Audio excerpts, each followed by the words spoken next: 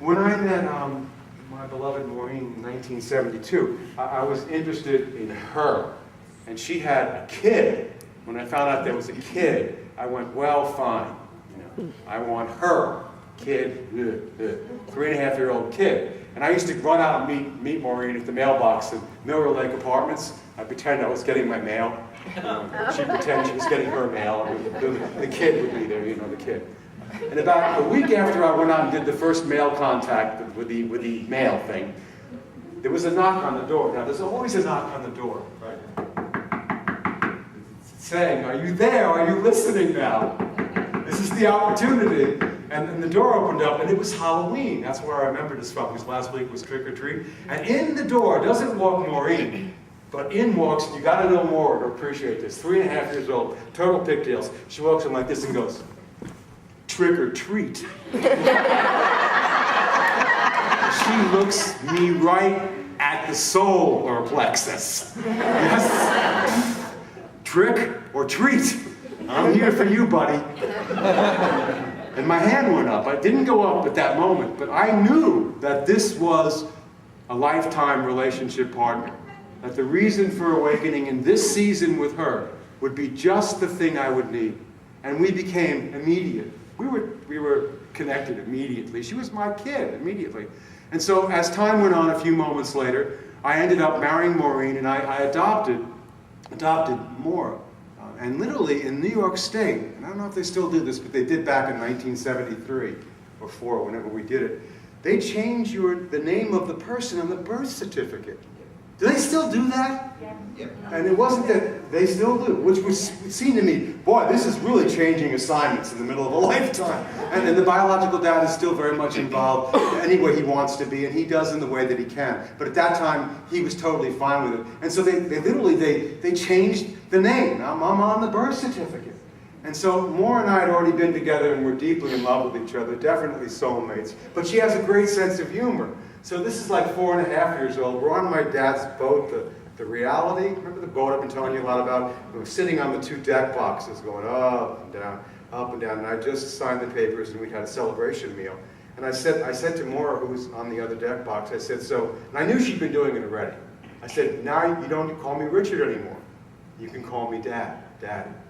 She looked at me and went, I don't think so. And I looked at her with the most perplexed look on my face, and she leaped up off the deck box and jumped into my arms and said, Daddy, Daddy, Daddy, I love you so much. We've been that way ever since, that close to each other. And I want you to know it's not all been trees. You know, people say this unity stuff, you guys are ridiculous. You make this spiritual stuff so easy. Yeah, right.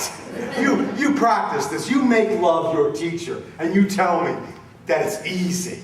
Just as love crowns you, so shall she crucify you. Just as love is for your growth, you're going to get the pruning as well, too. And I love these lines. Even as he ascends to your highest heights, I love that part of love.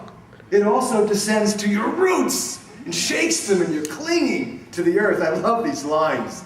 He threshes you to make you naked. She shifts you to free you from your husk. He grinds you into whiteness. And then he kneads you till you are pliant. And then, it's not enough now, God, love, assigned you to the sacred fire that you may become sacred bread for God's sacred feast. All of these things love shall do unto you, that you may know the secret of your real heart. Crack it open it up, and be awake and aware. Love is our teacher. Love is what we came here for. The fractaling soul of the different assignments that we've taken. It's all a peekaboo, hide-and-seek, God loves you game here. No matter where you are, what's going on, no matter how difficult he or she is or you are to someone else. They're talking about you now, you know they are. In some group, it's about awakening to love. That's what we came here for, to awaken to the awareness of that presence. So Maureen and I, people say, how did you guys make it for so long and still appear to still really love each other a whole lot? I said, because we know the reason for our being here. And so all the seasons of our changes and challenges, we've been able to weather and navigate through because we know why we're here. We just know that. We hold to that. And no matter what the season might be, we stay awake enough to know it's for the lifetime. Neither one of us is going to bail and go somewhere else because I don't want to start all over again. Maureen used to have a little statement. She used to tell people, it's taken me 5 years to get this jerk to stop eating off my plate. Why would I want to start with another one? And that's just a minor infraction. There's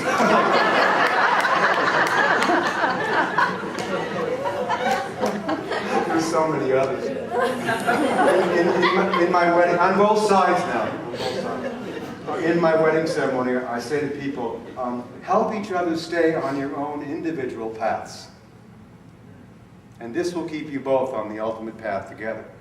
And so we have honored that in our relationship with each other. We have allowed the other person to continue to stay on their own individual path.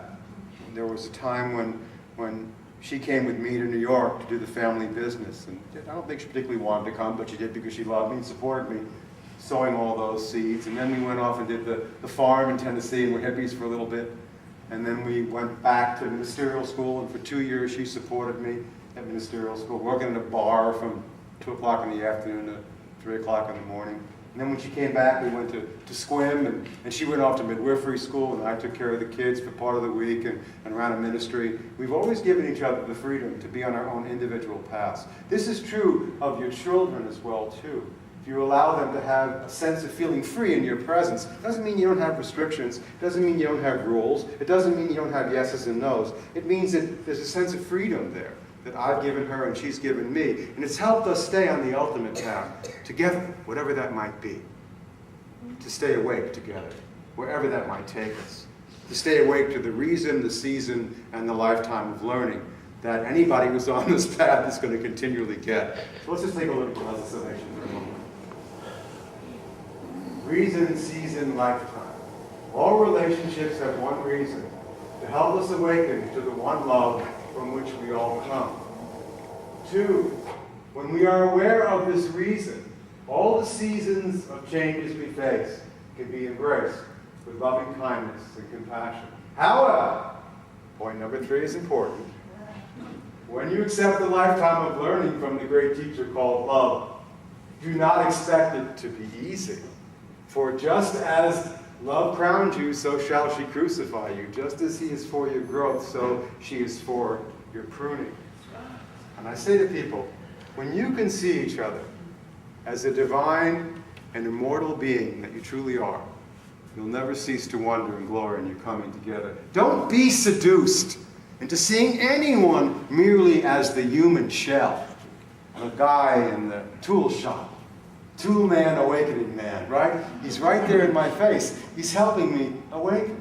The guy at the gym, you're not supposed to, in the little tubs that we soak in, you're not supposed to put soap in those tubs because it just makes bubbles everywhere. And this guy constantly puts in not just little bubbles, it's bubbles everywhere. And I'm always in his bubbles. Bubbles, bubbles. Oh, the bubble man is here. I'm not even going to soak in that little tub today because I can't even move with the bubbles. He's my greatest teacher. The other day I saw him, he looked at me and he goes, "How's it going, cowboy? How you doing?" Because he knew I was having trouble with his bubbles. Awakening comes in that moment. Nothing is too small or too great for you to learn from. To see each other as the divine and immortal beings that we truly are is to awaken to love. And then what happens? What happens then is that you do die. You will die. Death do you part. It's going to happen. The 1% of us that believes it's in a deluded state of asleepness leaves and joins the other 99% of us that's in spirit. And all those people who were at the table with you at the beginning, they were all there. And they all come back and say, "Wow, what a time we had. I can't believe how good you were in that role. You were such a... God, can't believe it. The most awful thing I've ever seen." And I used to think that when I was meeting somebody, I was always sort of at the spiritual level of being equal. The person who could be the biggest pain in your experience right now, I'll say it nicer than I did at the first service, I got corrected, might not be lower on the spiritual ladder than you are. They might be incredibly more advanced. There are no levels of teaching in God's curriculum. And what then happens is, you sit back at the table, and you do it all over again. Everybody else decides to take a different role this time. I want to be the handicapped child this time. I want to be this one. I want to be that one. I want to be this one. And the whole thing happens all over again until we're nothing but the awareness of awakening in love. And it's a good time. It's supposed to be a party, a happening. Not that it's always easy, but that we see the reason for it.